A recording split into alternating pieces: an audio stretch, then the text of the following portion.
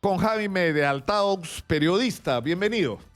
Gracias, Nicolás, por la invitación. Queríamos comentar contigo, Jaime, tu opinión, que hasta donde entiendo no se parece mucho a la que hemos estado expresando Manuel y yo en los últimos tiempos, pero comencemos por este caso de Marisol Espinosa, ¿no es cierto? Ella presentó una demanda de acción de amparo contra la disolución del Congreso hecha por Vizcarra, ¿no es cierto? Por Martín Vizcarra, por el presidente.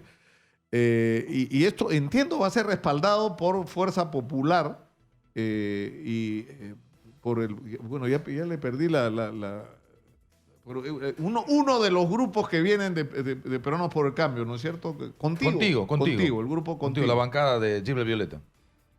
Bueno, la verdad es que no sé quién la va a respaldar, pero ella, yo creo que ha actuado correctamente, es decir, tiene todo el derecho no solamente de presentar un amparo, sino que a mi juicio tiene la razón, porque la disolución del Congreso ha sido claramente inconstitucional desde mi punto de vista y desde el punto de vista de varios constitucionalistas, ¿no? No se puede disolver por interpretación, no se puede interpretar que el Congreso ha denegado la confianza. La confianza se demuestra, se deniega o se aprueba de manera explícita mediante una votación en que se vota a favor o en contra de la cuestión de confianza. Y eso ocurrió, además, dándole la confianza al presidente de la República. Entonces, ¿pero cómo se lee esa confianza? Exactamente. Los votos se entienden, son nominales, son literales, uno suma 40, o suma 60, o suma 70. Ya, ok, le dimos la confianza. Pero unas horas antes, lo que hacen es votar por un candidato al Tribunal Constitucional cuyo proceso termina siendo, o en todo caso es la solicitud de detenerse como cuestión de confianza. O sea, va el ministro y le dice, o el premier, mi cuestión de confianza, ¿qué es lo que exactamente pide? Que paren con esto. Pero, y que antes de elegir, discutan este proyecto. Ese es el otro tema. Eso tampoco era constitucional. Correcto. Esa es otra discusión. No es otra discusión, eso lo estableció claramente el Tribunal Constitucional en la sentencia que dio sobre la cuestión de confianza, en los fundamentos 75 y 76, en la que claramente dice que el Ejecutivo puede plantear cuestión de confianza ampliamente, es una cuestión amplia, dice, digamos, sobre cualquier tema, salvo que, o menos, mejor dicho, siempre y cuando tenga esto que ver con la gestión del Ejecutivo, o se refiere a la gestión del Ejecutivo. Y esto era un asunto de exclusiva competencia del Congreso, pero la elección de los magistrados. Eso no tenía discusión. Claro que, bueno, entonces no. O sea, la discusión no era si el Congreso tenía o no la atribución, sino las condiciones en las que se estaba procediendo en general a la elección de los miembros del Tribunal Constitucional, que había que hacerlo más transparente, que había que hacerlo público, que había que dar la oportunidad de presentar tachas. ¿Para qué? Para que el propio Congreso tenga mejores argumentos y haga esa elección en las mejores condiciones. Y quien decide si eso es determinante o no para la gestión del gobierno es el propio gobierno, porque también ahí sería un tema de interpretación. Yo interpreto que esto no es importante. No. Lo que dice claramente el Tribunal Constitucional es que el Ejecutivo no puede plantear cuestiones de confianza en asuntos que son de exclusiva competencia del Congreso. No solamente puede plantearla en aquello que tiene que ver con la gestión del Ejecutivo. Es decir, el Ejecutivo dice, yo en mi gestión, el ministerio tal necesita tal cosa, por favor, señor Congreso, deme usted el apoyo, deme la confianza para poder ejecutar yo esto. Le dieron la confianza después. O sea, si el razonamiento fuera completo, es decir, si tú consideras que el presidente no tiene derecho, entonces ni siquiera lo vota. Así es, no debieron debieron declarar improcedente esa cuestión de confianza. Debieron decir, esta cuestión de confianza usted no la puede presentar, señor Ejecutivo, no la puede presentar porque no le compete, ¿no? Entonces, ahora, respecto específicamente del procedimiento, ese es el procedimiento que siempre se usó para designar a los miembros del Tribunal Constitucional. El Ejecutivo quería que se cambiara con una nueva ley. Claro. De acuerdo, la nueva ley puede ser buena, a mi juicio no es buena. No es buena porque elimina la modalidad del concurso por invitación. Y los concursos por invitación son fundamentales para buscar a las personas de verdadero nivel, porque lamentablemente las personas de gran trayectoria no se presentan a concursos, como ha pasado con la Junta Nacional de Justicia. Pero en fin, admitamos que la ley es buena, en el sentido de que habría más tiempo, etcétera. esa es una ley que rige para adelante y perfectamente lo hubieran podido aprobar. El asunto es que en este momento el Congreso estaba actuando de acuerdo a lo que siempre había actuado. El proceso tenía 10 meses de antigüedad. Los nombres que se presentaron, candidatos de primer nivel, es increíble que se haya acusado, que se haya querido decir que el Congreso quería buscar la impunidad al nombrar a estas personas. Era una ofensa, era denigrar el honor de estas personas. Pero tampoco se puede evitar el análisis de que se varía correlación de fuerza inmediata en el Tribunal Constitucional. Claro, por eso... La designación, por ejemplo, específicamente del señor Ortiz de Ceballos, específicamente, claro, que por supuesto no hay forma de cuestionar su impecable trayectoria, no está en discusión. No está en discusión. Lo que está en discusión es lo que mueve a quienes le proponen y a quienes le votan. Y más allá de lo que podemos decir, usted, yo o cualquier otro, a favor o en contra, el efecto es que ese voto cambia correlación de fuerzas automáticamente en el Tribunal Constitucional. Por eso es que el gobierno no quería que se dé la votación. Por eso intentó déjame terminar. Bueno, claro, pero Jaime, no puedo terminar, no puedo hablar. Por eso es pero agrega lo otro, que eso, o sea, el gobierno quería que no se vote y claro, los fujimoristas estaban desesperados porque el gobierno iba a perder mayoría en el Tribunal Constitucional.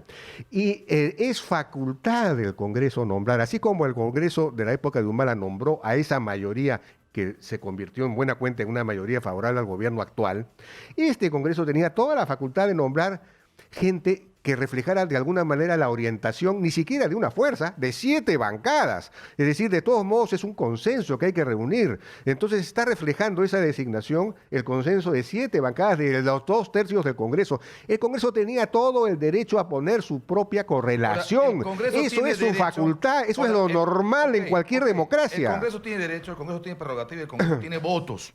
Con todo ese poder, ¿por qué no han hecho lo que digo para evitar el choque de trenes? Perfecto, presidente, paramos este asunto, discutimos la ley, porque ese día, al día siguiente o a los 10 días, no cambiaba la prerrogativa, no cambiaba el derecho, no cambiaba la facultad, probablemente ni siquiera la correlación de fuerzas que han llegado hasta 87 y hasta 88 votos. Digamos, no nos hubiese salvado de este choque, de esta crisis que hoy vivimos, un asunto de decir, bueno, es el presidente, es el responsable del Ejecutivo, no se inmiscuye, no nos pisotea, pero ponle ya por cortesía, por un asunto de reciprocidad de poderes, vamos discutiendo el tema y vamos viendo a qué punto llegamos. O sea que digamos, el Congreso debió ser comprensivo con el presidente. No sé si comprensivo, pero un momentito. Pero bueno, a ver, póngale la palabra comprensivo para no llegar a la crisis Yo creo que en el Congreso jamás imaginaron la poca honestidad constitucional del presidente de la República. Es decir, no imaginaron que podía cometer un acto de violación constitucional, es decir, que podía no calcularon que podía disolver inconstitucionalmente el Congreso. Si lo hubieran calculado, debieron haber procedido como usted dice, primero pues aprobemos este asunto, en fin. Pero de todos modos, yo creo que el Congreso no debió aprobar, debió haber dicho, lo que el Congreso debió haber hecho es recibir la cuestión de confianza antes de votar y decir, señores, esta cuestión de confianza no procede porque el Ejecutivo no puede presentar cuestión de confianza sobre este asunto y devolverla. Eso debió hacer, pero si eso hacía, de repente igual la consideraba entonces delegada fácticamente el presidente y disolvía el Congreso. ¿Me entiendes? O sea que no sabemos. Ahora lo que sí sabemos es lo que ocurrió. Es decir, había la trifulca porque si entraba o no entraba Salvador del Solar. ¿Por qué no querían dejar entrar a Salvador del Solar? Porque sabían lo que podía ocurrir. Que Salvador del Solar hiciera uso de la palabra y dijera, hago cuestión de confianza por este tema. Y ahí lo que sí estaban obligados a hacer era atender esa solicitud y empezar la discusión, cosa que no hicieron. Bueno, no hicieron. ¿Y por qué no lo hicieron? Es que, Jaime, no podemos salirnos de la realidad del Perú. Lo que está en discusión en el Perú hoy es un proceso de lucha contra la corrupción, donde el Tribunal Constitucional cumple un papel importante y debía tomar una resolución importante sobre el caso del habeas corpus de Keiko Fujimori. Mira, el Congreso no estaba obligado a debatir en ese momento. Podía escuchar, como escuchó efectivamente a Salvador del Solar, y según la Constitución y según el reglamento del Congreso, puede debatir la cuestión de confianza ese día o al día siguiente, y ni siquiera dice cuándo la vota, es decir, la puede votar, no pone fecha ni plazo para la votación, o sea que no estaba obligado, hubiera sido una concesión comprensiva al presidente. Yo lo hubiera hecho como un acto de prudencia, pensando, digamos, si me hubiese imaginado que el presidente pudiera la determinación de disolver inconstitucionalmente el Congreso. Ahora, entonces, por prudencia lo hubiera hecho. Pero no estaba obligado de ninguna manera. ¿Qué opinión le merece lo dicho por Mario Vargas Llosa? Que hizo bien Vizcarra, que es constitucional y que este Congreso estaba plagado de pillos y semianalfabetos. Qué buenos argumentos constitucionales. Oiga, es que no hay una línea, no hay una línea. De la postura liberal no en el continente Mario Vargas Llosa. Sí, pues, pero no hay ninguna línea constitucional. Aquí el asunto, digamos, en un país como el nuestro, como muchos países, en el que no se tiene, digamos, una cultura constitucional, en el que la democracia está bajo acecho por el populismo, en donde los congresos son impopulares, en donde la noción de la separación de poderes para que haya control del poder absoluto, para limitar el poder, que no son nociones naturales, intuitivas, que hay que enseñarlas para que la gente aprecie finalmente. Oiga, la democracia no es una dictadura, es un sistema en el que los poderes de equilibrio, de balance, de contrapesos, para que alguien no tenga el poder absoluto, porque el poder absoluto a la larga significa corrupción absoluta y significa también violar las libertades y derechos de las personas, porque alguien que tiene poder absoluto pasa por encima de todo. Entonces es necesario enseñar, hacer pedagogía. Entonces cuando alguien comete, a mí me sorprende que Mario Vargas Llosa esté en esa posición, pero yo lo comprendo perfectamente porque esa ha sido siempre su línea en relación al fujimorismo. En última instancia, esto lo que refleja es la división del Perú de los últimos 10 o 15 años entre fujimorismo y antifujimorismo. Acá todo el mundo sacrifica sus convicciones constitucionales y democráticas a esa división. Entonces los antiguos... Que no tendría por qué ser así, pero además yo creo que, Jaime, que lo que pasa es que perdemos la perspectiva. O sea, nos referimos a la Constitución de la Ley de Leyes del año 93, discúlpame, fue producto de un golpe de Estado. Eso sí fue un golpe de Estado. Todas las constituciones, ¿no? Entonces, en el Perú han sido así, todas. Claro, pero entonces, y estamos hablando de partidos que se supone que deberían ser lo que no son. Es decir, porque son clubes electorales donde tienes encima el problema de que la mayor parte o parte importante de sus dirigentes que han ejercido funciones de poder están en el banquillo de los acusados por ladrones. O sea, esa es la realidad. O sea, no estamos hablando de un mundo ideal que existe en la Constitución, estamos hablando de la realidad política, claro, orgánica de lo que son los partidos. Pero y no podemos con las decisiones que tomamos y que aceptamos alejar más la realidad del mundo ideal. No podemos santificar golpes de Estado, porque, claro, este es un golpe de Estado. No es un golpe de Estado como el del 5 de abril. Efectivamente, no han sido intervenidas o controladas muchas instituciones, ni tampoco la prensa, aunque hay quienes dicen que la prensa está, digamos, de alguna manera está sometida por la publicidad, en fin, ese es un argumento que yo no sé si son ciertos o no. Pero el hecho, así es, que digamos, lo que define un golpe de Estado, no es la cantidad de instituciones controladas o intervenidas, es el quiebre constitucional de un orden constitucional basado en la separación de poderes. Se ha suprimido inconstitucionalmente un poder del Estado y se ha instaurado una dictadura temporal, esperemos que temporal, hasta que se instaure el nuevo Congreso. Entonces, eso es lo que ha ocurrido y hay que explicarlo a la población. Eso de convocar a nuevas elecciones, de que ya haya fecha, sí, ¿no le quita ese ribete de golpe? Porque ¿quién da un golpe con certificado de defunción? ¿Quién da golpe con fecha de vencimiento? Porque la verdad es que la lógica del golpe es asirse del poder, quedarse con él y usarlo de la peor manera. El próximo Congreso, el de enero, en teoría, en ese mundo que usted plantea que a veces de abstracción, no va a tener un solo congresista, porque no tiene partido, uno solo. Porque además los que le defendían en el Congreso, que era la bancada PPK, no es partido. La bancada liberal no es partido. La Nuevo Perú no le va a defender en el próximo Congreso porque juega su propio partido la gente de izquierda. Y el Frente Amplio, que era otro bloque que le respaldaba, tiene su partido incluso un poco más radical que Nuevo Perú. Es decir, este es un golpista que cuando se reinstaura supuestamente un equilibrio de poderes con el nuevo Congreso, igual va a seguir solo. Bueno, pero el golpe no se define por el objetivo final del golpe, que puede ser la perpetuación en el poder, sino por las características de constitucionalidad o no de la supresión de un poder del Estado. Se ha suprimido un poder del Estado. Claro, temporalmente, esperemos además, porque siempre hay que estar prevenidos. Sí, pero digamos, admitamos que efectivamente esto van a ocurrir las elecciones. Efectivamente, en ese momento cesará los efectos del golpe, pero eso no le quita que esto ha sido un golpe constitucional contra un poder del Estado. Entonces, en el momento en que haya nuevo Congreso... ¿Qué le quedaba a Vizcarra? Porque usted hablaba hace unos instantes de lealtad. Yo le puedo decir qué le quedaba. Pero escúcheme un momento. Porque mire, en el tema de adelanto de elecciones, que también se puede discutir si está en su prerrogativa, si no, si puede o no puede observar asuntos de variación y modificación constitucional, correcto, se puede discutir, hay posturas y posturas.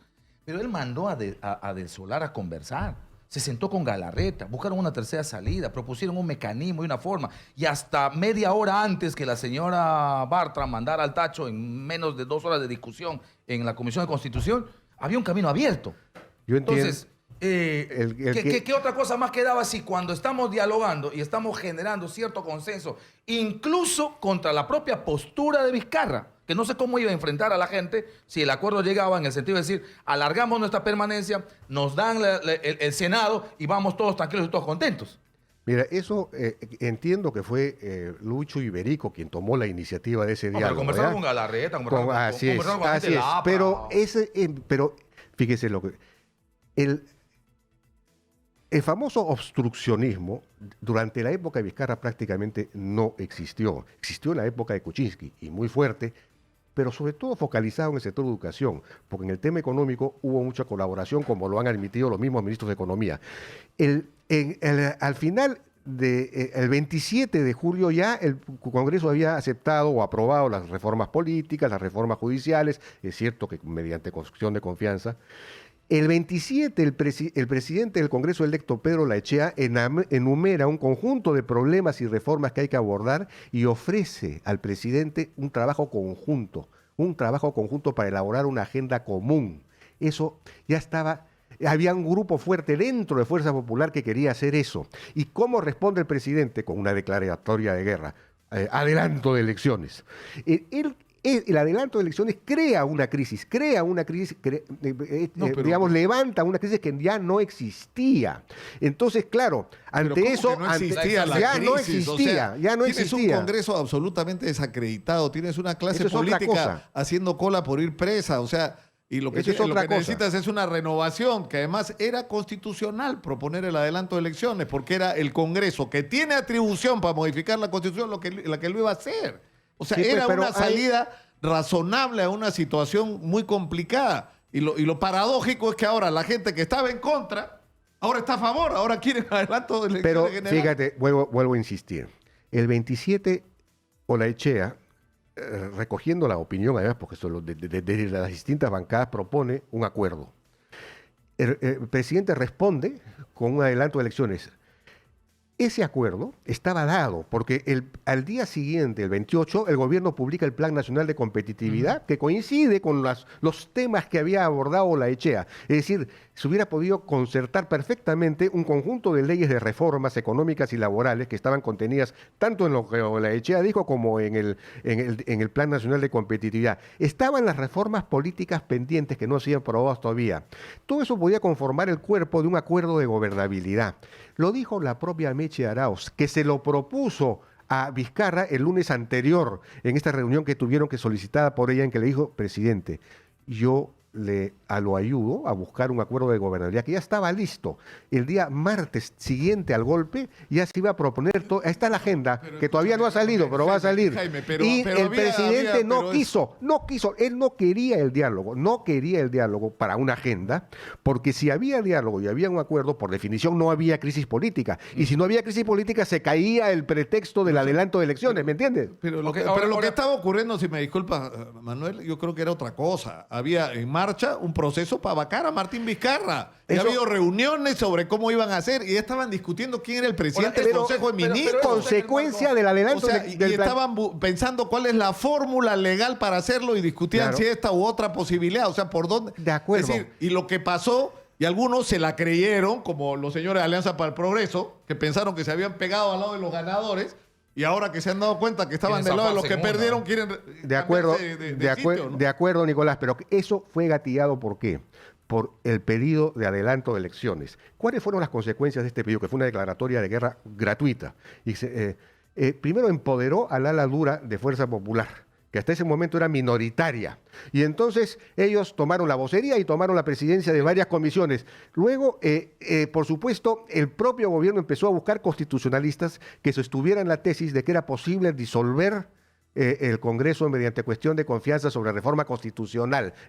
Aparecieron lanas. Entonces, del otro lado, por supuesto, también se abrieron investigaciones para buscar municiones, para declarar la vacancia. Es decir, desató la guerra y inmediatamente todo el mundo se apertrecha. Eso es lamentablemente, toda reacción produce una reacción del mismo. Estamos sujetos a las leyes más elementales de la física, todavía. Somos materiales. Ahora, para no quedarnos en el pasado. Sus temores, repito porque nos ganó el tiempo, sus temores a futuro. Mira, mis temores a futuro son que... En este escenario en el que tenemos ahora mismo, en el nuevo Congreso probablemente, en el asunto del debate competencial en el Tribunal Constitucional, en el nuevo miembro del Tribunal y en lo que va a pasar en el asunto de coyuntura política de cada 2 o 3 meses. A mí me parece que el Tribunal Constitucional tiene que resolver este asunto, tiene que pronunciarse rápidamente. ¿Y qué pasa si se pronuncia cuando ya tenemos Congreso nuevo? Bueno, pues eso sería extemporáneo, ¿no? Ya sería pues un hecho político incontrastable, lamentablemente. ¿Puede ser mejor el Congreso que viene que este? No creo, lamentablemente no creo. Ese es el grave... Creo que cualquier Congreso... No, yo no lo creo. Cualquiera. Este Congreso no era, digamos, desde el punto de vista de la calidad intelectual, profesional, etcétera, de los congresistas, no era inferior al anterior. Yo creo que era superior. El problema es que había una mayoría de Fuerza Popular enfrentada a un gobierno. Y entonces eso, digamos, ha generado unas fricciones que hacen que el Congreso haya convocado el rechazo popular. Eso es otra cosa. Perfecto. Jaime Altaos, periodista, ha estado con nosotros. Muchas gracias. No, muchas gracias por la invitación. Muchas gracias. Nos vamos a la pausa y tras ella vamos a regresar con el presidente de la Asociación de Municipalidades del Perú. ¿Regresamos o no? Con Álvaro. Bueno, vamos a comunicarnos con